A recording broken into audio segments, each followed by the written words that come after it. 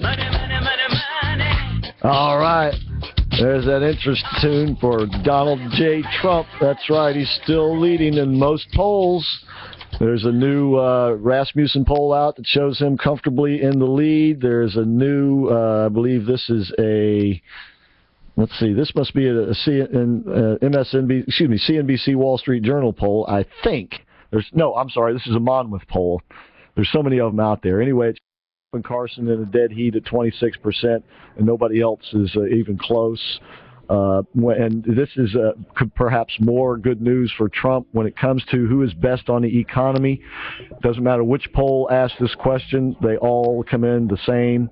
This is a typical result. Who's best on the economy? 41% Trump, 14% in number 2 slot, Cruz.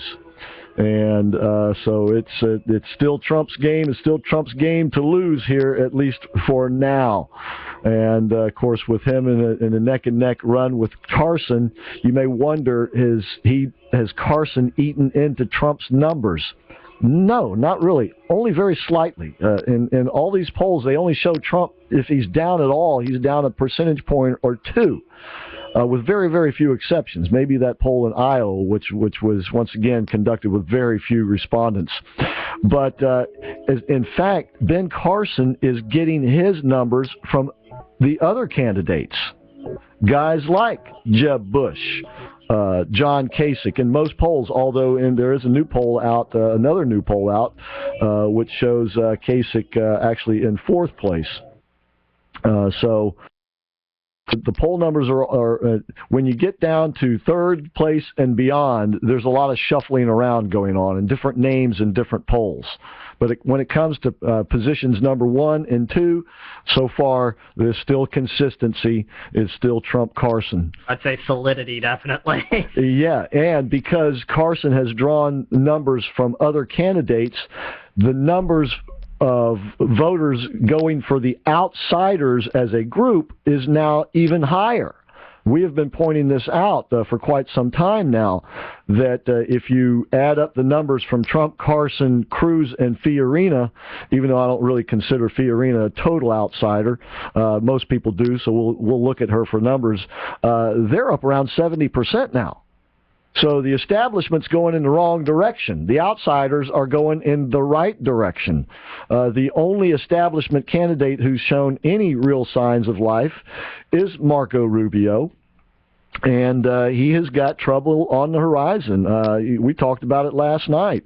And I don't want to rehash last night's show. If you want to hear it or see it, you can go to YouTube and where? Adversaries TV. Type that in, it's one word, and you will find those videos from last night are up there, behind 3 new videos from today. Now, we didn't get all of it on video last night, but if you want to catch all of the show, we got most of it thanks to Lucas, General Paris, that is.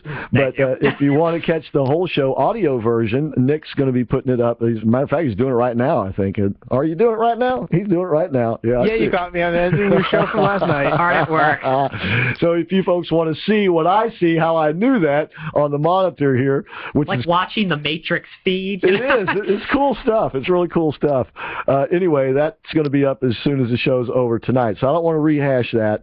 But Marco's got some serious issues. Let's just leave it at that. And but now, 1 week from tomorrow will be the 4th Republican debate, and it is at last word still scheduled to go on. It will be on the Fox Business Channel, so this might be a little bit more harder for other people to see it. I mean, if you don't have Fox Business on your cable or whatever, but of course, I guess you can see it on the stream. It'll be streaming live, but it will be conducted by, as I said, Fox Business Channel. And Neil Cavuto will be one of the moderators, and Maria Bartiromo will be the other main moderator. Then they're going to have 2 side moderators. Hopefully, this will be conducted in a more, let's just say, professional fashion than the MSNBC debate. You know, the more I've thought about the debates, the more I kind of side with the caller. We had Al on Friday about this.